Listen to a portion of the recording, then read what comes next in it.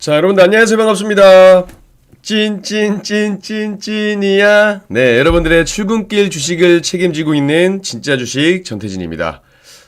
벌써부터 먼저 인사를 해주시는 분들도 계십니다. 여러분들. 네, 안녕하세요. 반갑습니다. 다 같이 이모티콘 한번 인사 날려주세요, 여러분들. 네, 마리텔님, 해운대 객강국님, 모냥슈님, 진진이님, 김상린님, 전혜경님, 태양은 떠오르고님, 신동현님, 바르셀로나님, 크리스탈제이님, 봄바람님, 라인님, 김성봉님, 경제시장님, 주주님, 모두 안녕하세요. 반갑습니다. 좋은 아침입니다. 김성봉님 처음 들으세요? 제가 매주 월요일부터 금요일까지 아침 7시부터 7시 반까지 진행을 하고 있는데, 어찌됐건, 처음이 중요하죠. 잘 오셨습니다. 잘 오셨습니다. 네, 안녕하세요. 반갑습니다. 미도리님, 남재훈님, 튼튼아부지님, 완두님, 옥계미스터리님, 송종봉님, YK님, 사무님, DHM님, 17년 됐다님, 앵버리님, 모두 반갑습니다. 오경진님, 반갑습니다. 네. 열심히 들을게요. 예. 항상 제가 지난 미증시에 대한 흐름과 그리고 미증시 이슈와 함께 연계해서 국내 증시 어떤 섹터와 어떤 이슈들을 좀 봐야 되는지 말씀드릴 거니까, 자주 봐주세요. 네, 자연환경님, 배진성님, 오경민님, 이경희님, 바로님, 둘레길님, 올레드님, 오엘리디님, 리퐁님, 잘생기신 전문가님, 감사합니다. 주식 잘한다는 얘기도 좋은데 잘생겼다는 얘기가 좀 더 와닿는 것 같습니다. 감사합니다. 네, 쿠쿠라차님, 박윤서님, 웃겨님, 반갑습니다. 자, 이제 벌써 목요일이에요, 여러분들. 여러분들과 함께한 지 월화수목, 그쵸, 이제 4일 됐고 내일 또 금요일 남았는데, 자, 오늘은 조금 늦게 시작을 했습니다. 근데 이거 하나 먼저 말씀드리고 갈게요, 여러분들. 제가 지난주 금요일도 그렇고 오늘도 장중 공개 방송을 진행할 겁니다. 그래서 한국경제 홈페이지 오시면 제 얼굴 보이시니까 8시 반부터 장 마감 때까지 할 거예요. 오셔가지고 저와 함께 좋은 종목들도 한번 공략을 해보고 시장 상황 같이 보시면 오늘 좋은 흐름 만들 수 있지 않을까 이렇게 생각을 하고 있습니다. 네, 루아님, 지연님, 후후님, 반갑습니다. 본격적으로 출발 한번 해보도록 하겠습니다, 여러분들. 자, 오늘도 한번 파이팅 해보도록 하고요. 전소연님, 네, 감사합니다. 제가 전씨라 그런지 몰라도 우리 전씨성을 가지신 분들 상당히 좋아해주세요. 자, 여러분들 좋아요 한 번씩 눌러주시고, 그리고 제가 출근길 주식 말고 여러분들의 퇴근길 주식도 책임져 드리고 있죠. 그래서 제 개인 유튜브 오시면 제가 매일매일 영상을 올려드리고 있습니다. 저녁 방송을 제가 저녁 방송 있는다는 되도록 올려드리려고 하긴 하는데 스케줄상 좀 안 되고 그 외에는 제가 다 올려드릴 예정이니까 오셔가지고 좋아요, 구독, 알림 설정 한번 부탁드리도록 하겠습니다. 자, 진짜 본격적으로 출발 한번 해보도록 하겠습니다. 루아님 감사합니다. 자, 어제 미증시 먼저 짚고 넘어가야겠죠. 앞서서 말씀을 잘 해주셨지만 일단 한번 보도록 하죠. 어제 아마 지금 최근에 제 방송을 보신 분들은 아실 겁니다. 제가 계속해서 여러분들 저는 미증시 걱정하는 것은 연예인 걱정한 거랑 마찬가지라고 보고 우리 증시도 큰 흐름에서는 상승을 바라보고 있는 구간이다. 조정이 오더라도 저는 그게 상당히 좀 건전한 조정이고 어쩌면 여러분들한테 기회가 될 수 있는 그런 부분이다라고 말씀을 좀 드렸었거든요. 오늘 미증시까지 다시 올라가지고 자신감 있게 말씀드리는 건 아니고 그냥 시장이 좀 그렇게 반응할 수밖에 없지 않을까 이렇게 생각을 좀 하고 있습니다. 일단 어제 다우존스 0.49% 강보한 마감을 했고요. 다시 한번 이렇게 단기평선에 근접하게 자리를 잡아주면서 또 다시 한번 부단하게 올라오려는 노력을 좀 보여주고 있는 것 같습니다. 나스닥은 이루 말할 필요가 없죠. 기술 중심의 나스닥은 제가 계속 말씀드렸다시피 지금 이렇게 정배열 상황을 유지해주면서 추세가 계속 살아나고 있는 부분들, 특별하게 악재가 나오지 않는다라고 한다면 조금의 조정은 있다 하더라도 이 상승에 대한 추세를 깰 수 있을까? 그런 요소는 없는 것 같아요. 그쵸? S&P 500 지수도 마찬가지. 그리고 필라델피아 반도체 지수 도지 형태의 흐름이 나와주긴 했습니다만 일단 상승 마감을 했다라는 거. 그쵸? 자, 이렇게 보실게요. 마이크로소프트 좋았고 애플 좋긴 했습니다. 그리고 테슬라가 좀 부진하죠. 매그니피센트 7 종목 중에서 테슬라가 유독 못 나가요. 아마 테슬라 CEO의 영향이 상당히 좀 클 거고요. 아까 보니까 테슬라 모델 Y 중국 점유율이 좀 늘었다라는 기사들도 좀 봤었는데 모델 Y 좋습니다, 여러분들. 자, 메타도 좋고 구글도 알파벳도 좋았습니다. 엔비디아를 빼놓을 수가 없겠죠. 1.8% 상승 마감을 했어요. 자, 특별하게 미증시에 대해서 뭐 투심을 위축할 수 있을 만한 부분들은 없었습니다. 딱히 어떤 요소가 나온 것들은 아니었어요. 근데 엔비디아를 보시게 되면 정말 대단하죠. 대단합니다, 진짜. 엔비디아가 파죽지세예요. 장중 사상 최초로 시가총액 4조 달러를 돌파를 했습니다. 그렇죠? 이와 함께 주가 지수도 같이 올랐다라고 보면, 그러니까 투심 자체가 상당히 좋았다라고 저는 보고 있고요. 일단 엔비디아가 전 세계 기업 중 최초로 시총 4조 달러를 돌파했습니다. 이게 어떻게 보면 뭐 2조, 뭐 3조 이렇게 했었지만 어떻게 보면 이제 새로운 이정표를 좀 세웠다라고 보시면 좋을 것 같아요. 그쵸? 정말 대단합니다. 대단해요. 근데 제가 엔비디아를 말씀드린 이유는 잠시 후에 말씀을 드려보도록 할게요. 자, 일단 지금 시장에서 업계에서는요, 엔비디아가, 그러니까 지금 세계 최고 기업 자리를 두고 마이크로소프트 그리고 애플과 경쟁을 벌여왔었거든요, 엔비디아가. 근데 이제는 엔비디아가 뭐 당분간 지속적인 이 상승세를 보일 것이라고, 관측을 하고 있습니다. 그러니까 파죽지세가 된다는 이야기죠, 좀. 정상에서. 어쩌면, 시가총액 기업에 있어서도 독점적인 그런 부분들이 나오지 않을까라는 거고, 왜 그러냐. 결국 그거예요. 지금 인공지능, 이 AI 테마, 솔직히 테마라고 할 수 있죠. AI 테마가 여전히 시장을 주도하고 있습니다. 시장의 주요 키워드는 여전히 AI예요. 글로벌 국가들, 우리나라 지금 현 정부의 정부 정책에도 AI 100조 펀드가 있는 것만큼 AI라는 게 굉장히 뜨겁고 핫한 섹터임은 분명합니다. 지금까지도. 그쵸? 그래서 이 엔비디아가 AI 분야 핵심 기술에 있어서 거의 뭐 독점적인 지위를 가지고 있다는 겁니다. 그쵸? 제가 말씀드렸잖아요. AI 정책에 대한 부분들이 로보틱스 산업에 아직까지 명확한 어떤 구분들이 없지만 저는 이 AI 정책에 대한 것들이 로보틱스 산업으로 스며들 것이다 라고 제가 말씀을 드린 바가 있는데 지금 엔비디아 같은 경우도 결국 이제 향후에 로봇 시장에서도 엔비디아의 존재감이 좀 부각될 수 있다. 이런 기대감도 나오고 있습니다. 엔비디아가 2024년 2월 시총 2조 달러 처음 돌파를 했고 그리고 지난해 그러니까 6월 달에 3조 달러를 돌파하고 나서 지금 대략 1년 만에 4조 달러 고지에 올랐었습니다. 이건 정말 뭐 축하한다라고 보고 있고 그 외에 뭐 특별하게 좋거나 나쁘거나 한 기사는 없었습니다. 그쵸? 근데 어쨌든 지금 세계 기업 중 첫 시총 4조 달러를 돌파했다는 것 자체는 굉장히 유의미하다. 이렇게 말씀을 드려보고 싶고 네, 행복한다님, 디퓨저님, SH 김님, 깁스님 감사합니다. 좋은 아침입니다. 자, 그러면 우리가 왜 엔비디아가 날아가는 거를 왜 우리가 기분 좋게 봐야 돼요? 라고 하잖아요. 우리 기업이 올라가야지 왜 엔비디아 올라가는 거 봐야 됩니까? 자, 엔비디아와 밸류체인에 묶여있는 기업들을 보셔야 되는 거죠. 뭐겠습니까? 당연히. SK 하이닉스죠. 그쵸? 삼성전자가 지금 아시다시피 여러분들 2분기 반도체 부분 실적 부진을 면치 못하고 있어요. 물론 안 좋게 나올 거라는 건 알고 있었습니다. 제가 근데 뭐가 중요하다고 했죠? 오케이, 삼성전자 실적 안 좋을 거야. 안 좋을 건데 그러면 반도체 업황에 대한 바닥론이 나오느냐. 이게 중요하다라고 말씀을 드렸습니다. 근데 지금 어찌됐건 삼성전자가 지지부진하고 힘들어하는 상황에서 경쟁사라고 할 수 있는 이 SK하이닉스가 지금 분기 최대 실적 달성을 할 수 있을지에 관심이 좀 주목되고 있다는 겁니다. 물론 이제 가능성이 있다라고 보고 있어요. 지금 증권가라든지 시장에 대한 부분들은 실적 전망치를 지금 잇따라서 상향 조정하고 있다는 겁니다. 그 얘기는 뭐예요? 분기 최대 실적을 경신할 수 있는 가능성에 무게를 두고 베팅을 하고 있다는 겁니다. FN 가이드에 보면 여러분 SK하이닉스가 올해 2분기 매출이 20조 제가 4천억이라고 썼지만 정확히는 20조 4,038억 영업이익은 8조 9,139억을 기록할 전망이다라고 나오고 있습니다. 그죠? 진짜 증권가에서는 SK하이닉스가 워낙에 이제 파죽지세다 보니까 이 영업이익 전망치를요 9조 원도 돌파할 것이다 라는 전망도 나오고 있어요. 그만큼 SK하이닉스의 어떤 그 실적적인 부분이라든지 HBM 관련해서 긍정적으로 보고 있다는 거죠. 만약에요 시장 예상치를 상회하는 그 예상치만큼 이게 현실화가 될 경우에요. SK하이닉스는 지난해 4분기에 이제 8조 800억 그죠? 그러니까 두 분기 만에 사상 최대 실적을 다시 쓰게 되는 겁니다.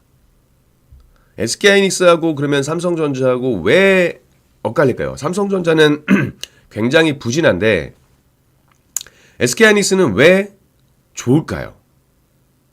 아까 엔비디아가 왜 그 AI 시장에서 독점하고 있다라고 했죠? AI 기술 방금 전에 말씀드렸잖아요. 여기. AI 분야 핵심 기술을 독점하고 있다라는 거잖아요. 마찬가지입니다. SK하이닉스가 삼성전자와 좀 다르게 움직이는 건 결국 고대역폭 메모리, 이 HBM 시장에서 사실상 독점적인 지위권을 유지하고 있기 때문이에요. 무슨 말씀인지 아시겠어요?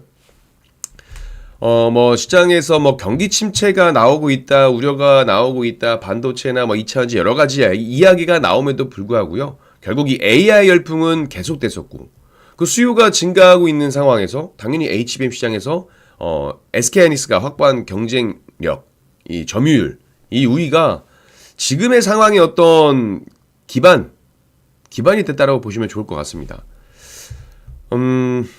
지금 이 수요 증가가 이어지고 있는 HBM3 같은 경우, 제품 경우, SK하이닉스 점유율이 한 70% 정도로 알려져 있습니다. 그쵸?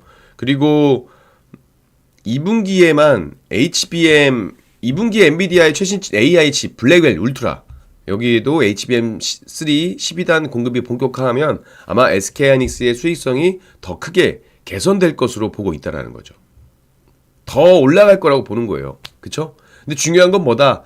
지금 HBM 시장에서 독점적 지위권을 유지하고 있는 SK하이닉스가 이제 그동안은 엔비디아의 어떤 그 점유율이 좋았잖아요. 근데 중요한 건 엔비디아에 이어서 이거 며칠 전에 나온 기사긴 합니다. 아마존과 그리고 구글의 HBM 최대 납품사로 올라선 것으로 알려졌습니다.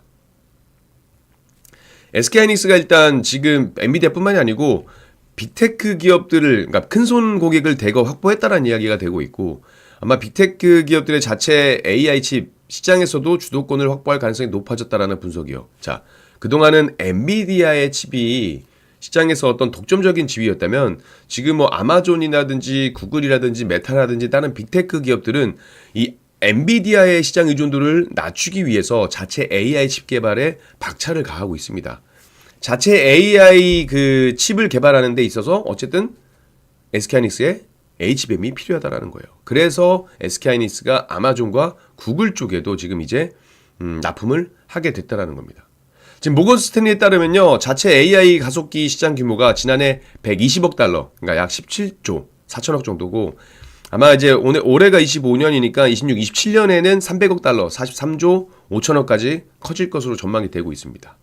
그래서 SK하이닉스의 어쩜 독주는 엔비디아만큼이나 상당히 유의미한 어떤 모멘텀이 되지 않을까라는 생각을 하고 있고, 그리고 D램 32년 동안 연속 1등 했던 삼성전자 부진합니다. 그죠? 올해 1분기 SK하이닉스의 뒤통수를 당했다라는 건 좀 그렇고, 일겁필살도 아니고 하여간 한 방을 당해서 D램 업계 1위를 내줬죠. 그리고 2분기에는 이제 D램과 낸드 플래시 등 메모리 시장 전체적인 부분에서 아마 팽팽한 상황이 이어질 것으로 분석이 되고 있습니다. 그래서 삼성전자, 향후 흐름이라든지 SK하이닉스를 봐야겠지만, 일단 지금 엔비디아 관련해가지고는 SK하이닉스한테는 좀 더 긍정적인 부분들이다.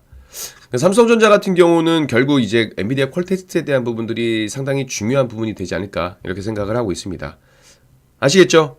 자, 그래서 저는 일단 엔비디아가 HBM 관련해서 밸류체인에 묶여있는 SK하이닉스, 그러니까 반도체 업황에 대한 어떤 바닥론이 나와도 이상하지 않을 만큼 좋다라는 이야기를 드리는 거고, 그리고 엔비디아가 AI 말고도 아까 말씀드린 것처럼 로봇 사업에서도 부각이 나타낸다라고 하면, 아까 말씀드린 것처럼 우리나라 AI 100조 펀드에 대해서도 로봇 산업 눈여겨보실 필요가 있지 않을까 말씀을 좀 드려보도록 하겠습니다. 두 번째, 이거는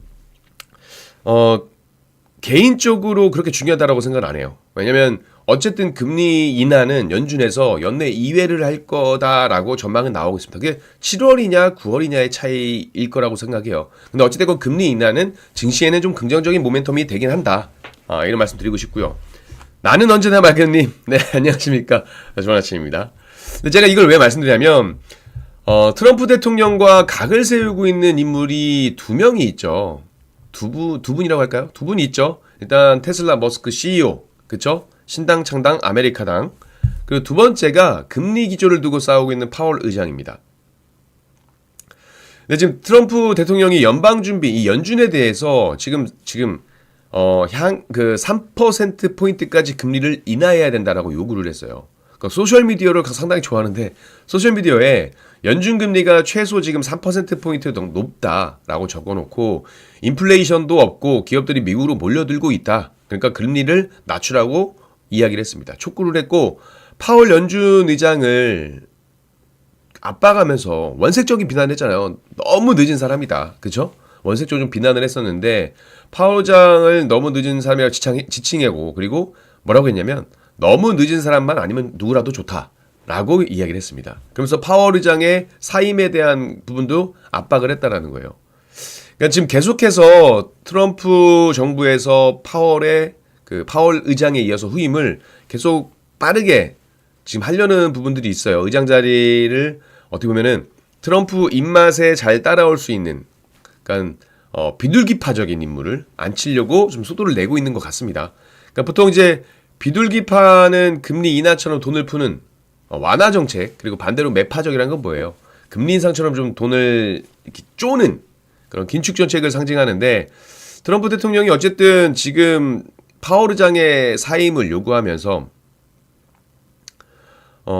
금리를 낮출 의장 자리에 누군가를 앉혀야 되겠죠. 그렇죠? 근데 여기에는 여러 지금 후보자가 지명이 되고는 있습니다. 지명이 되고 있는데 제가 이거 여러분들 지난번에 한번 말씀드린 적이 있어요. 파월 의장 임기 전에 후임을 빨리 지명하게 되면 이른바 이제 그림자 의장을 세울 수 있다는 겁니다. 그리고 그 의지가 지금 굉장히 강하다라는 거예요. 파월이 내년 5월에 임기가 끝나게 되는데 만약에 후임을 올해 9월 혹은 10월 달에 선정을 하게 되면 파월 의장이 임기 막바지 6차례 회의를 주재하는 동안 이 후임자가 있잖아요. 결국에 이거잖아요. 지금 대통령이 있고 차기 정부에 들어서는 대통령이 있을 때 우리가 보통 기존에 있는 대통령의 힘이 빠지는 것을 레임덕이라고도 많이 말을 하잖아요. 그런 느낌이라고 보시면 될 것 같아요. 어차피 파월 의장은 그만둘 건데 내가 잘 보여야 될 사람은 누구지? 그러니까 뭐 그렇게 생각하면 안 되지만 그렇게 생각을 하면 안 되지만 어쨌든 파월 의장은 가고 새로운 사람이 온다라고 한다면 그 새로운 사람한테 어떠한 그 의지를 좀 더 할 것이고 그러니까 그런 느낌이에요. 그래서 아마 이 그림자 의장에 대한 역할을 하려고 할 거다. 그러면 금융시장에 영향력을 안 끼칠래야 안 끼칠 수는 없을 거예요. 그렇죠? 그러면 이제 금리 인하에 대한 부분은 증시 긍정적일 수 있는 건데 제가 여러분들 이 이야기를 꺼낸 건요. 솔직히 금리 인하에 대한 뭐 포인트는 또 있지만 중요한 건 트럼프 행정부의 파워가 날로 강해질 가능성이 있다. 지금 공화당 그리고 상원 하원이 다 공화당이 좀 많은 의석을 차지하고 있는 상황에서 연준마저 주무를 수 있다라고 한다면 이거는 트럼프 행정부의 힘을 좀 강하게 해주는 거고 그게 뭐예요? 트럼프 행정부의 정책 추진에 대한 동력을 얻을 수가 있다는 겁니다. 근데 저는 여기에서 포인트를 얻은 거예요. 근데 지금 보시면 우리나라도 마찬가지라는 거예요. 주목을 해보세요, 여러분들. 왜 제가 이야기를 꺼내면서 이걸 왜 꺼내? 뭐 연준에 대한 이야기 뭐 계속 있었는데 왜 꺼내? 자, 주목해보세요, 여러분들. 중요합니다. 왜 우리나라도 이게 마찬가지다라고 했냐면 제가 스테이블 코인 이야기를 드릴 건데 스테이블 코인뿐만이 아니고 어떤 걸 얘기할 거면 제가 표에는 만들지 않았습니다.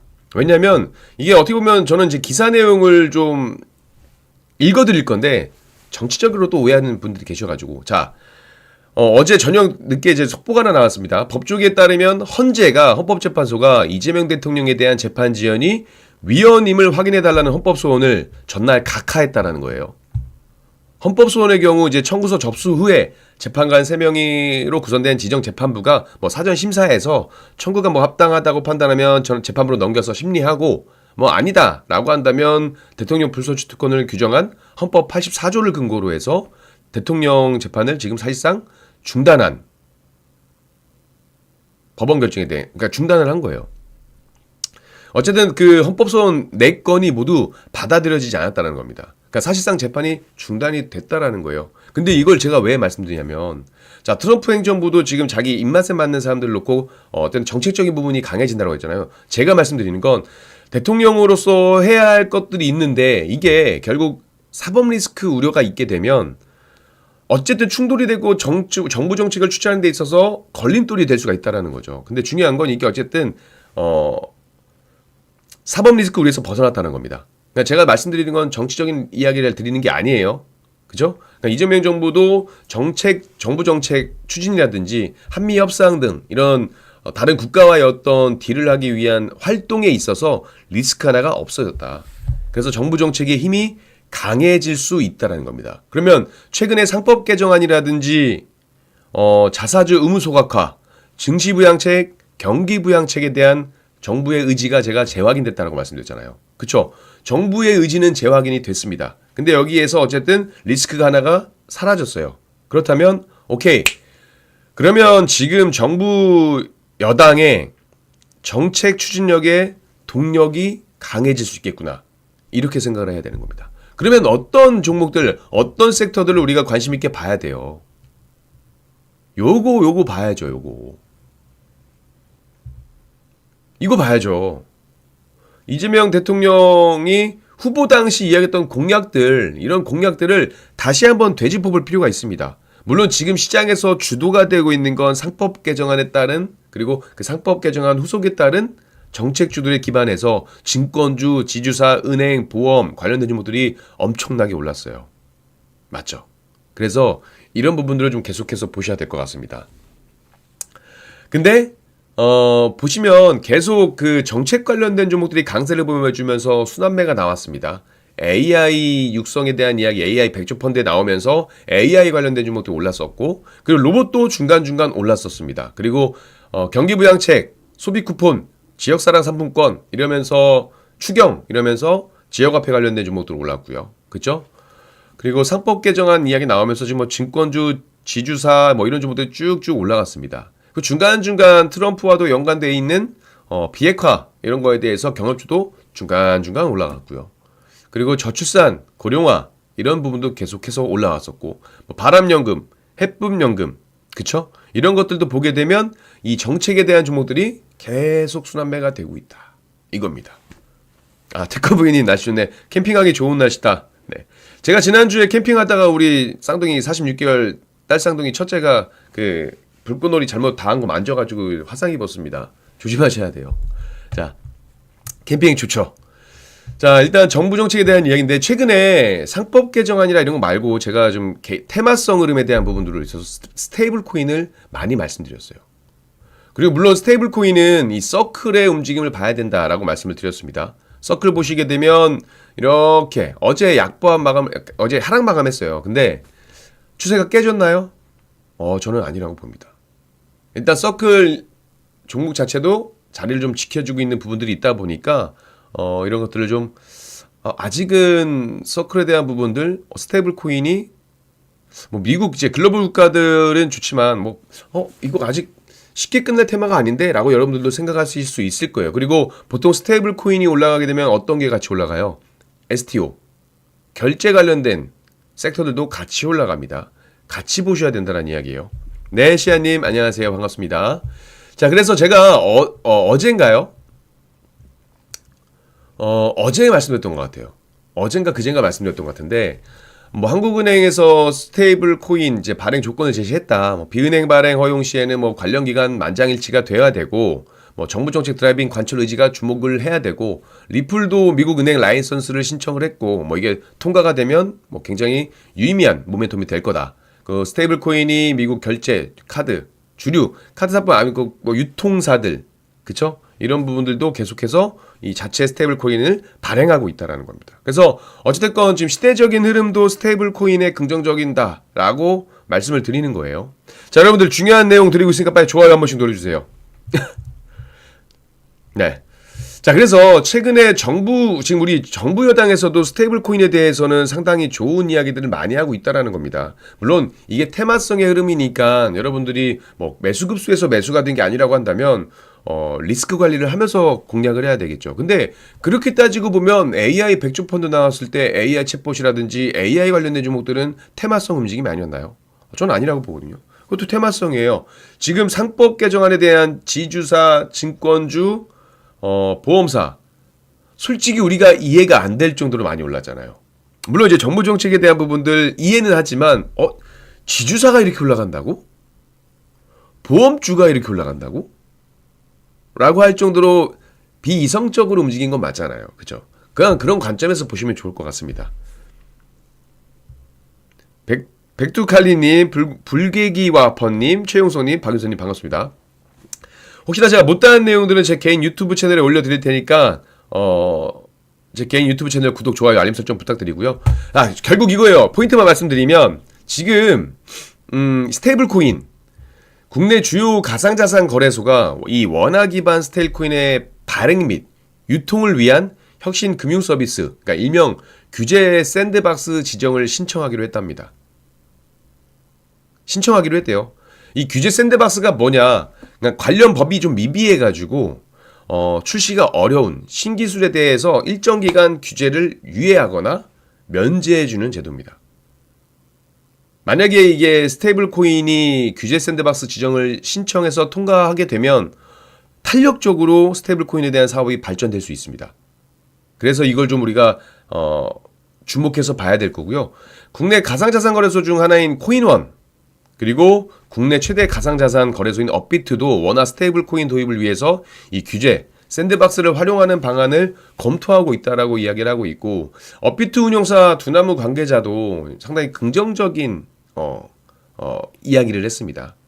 그러니까 현재로서는 은행권과 플랫폼 기업, 핀테크, 가상자산 거래소 이렇게 여러 가지의 그 기업들이 동시에 참여하는 대형 컨소시엄을 구성하는 방안도 거론되고 있다는 거예요. 그래서 만약에 규제 박스에 대한 부분들로 스테이블 코인이 정말 도입된다라고 한다면 관련 사업이 정말 탄력적으로 움직일 수 있다. 그러면 이제 그 주가적인 흐름에서 봤을 때는 단기에 또 한 번 다시 슈팅이 나올 수 있는 흐름들이 나와준다라는 거죠. 그래서 관심 종목들을 좀 계속해서 보셔야 되지 않을까, 이렇게 저는 생각을 하고 있습니다. 제가 차트를 잠깐 보여드리면 시간이 얼마 없죠. 스테이블 코인 관련된 종목들 많아요. 어제 같은 경우는 그동안 눌렸던 딥마인드라든지 뱅크웨어 글로벌 이런 종목들이 같이 올라와줬고, 그동안 미투온, 그러니까 이런 종목들이 많잖아요. 물론 이제 단기적인 흐름에서 이런 종목들이 이제 언제든지 리스크 관리는 해야 됩니다, 여러분들. 모든 종목들이 마찬가지예요. 근데 중요한 건 이게 스테이블 코인만 올라가는 게 아니고 보통 이제 STO 토큰 증권 관련된 이런 종목들도 같이 올라갑니다. 같이 올라가요. 다날. 그러니까 저희가 갖고 있는 종목들 몇 가지 있어서 좀 빼지만, 우리가 흔히 얘기하는 서울옥션, K옥션 이런 종목들 있잖아요. 하나투자증권 이런 거. 근데 중요한 건 결국 시장은 정부 정책에 대한 부분이 강하게 움직이기 때문에 관련된 종목들을 좀 관심 있게 보시면 좋지 않을까, 이렇게 말씀을 드리면서 오늘 마무리할 예정이고요. 자, 여러분들 다시 한번 말씀드리지만 제가 오늘 공개 방송을 진행할 겁니다. 그래서 한국경제TV 오시면 제가 8시 반부터 장 마감할 때까지 할 거고요. 이렇게 시장에 대한 이야기, 종목에 대한 이야기, 그리고 좋은 종목들이 있으면 같이 말씀을 드려보면서 공부하고 오늘 하루도 수익을 낼 수 있는 그런 좋은 하루를 만들 수 있도록 최선을 다해드리도록 할게요. 자, 여기서 인사를 드리도록 하겠습니다. 여러분 오늘 하루도 파이팅 하시고 행복한 하루 되시고 성공 투자하시는 하루 되시길 바라겠습니다. 지금까지 여러분들의 진짜 주식 전태진이었습니다. 감사합니다.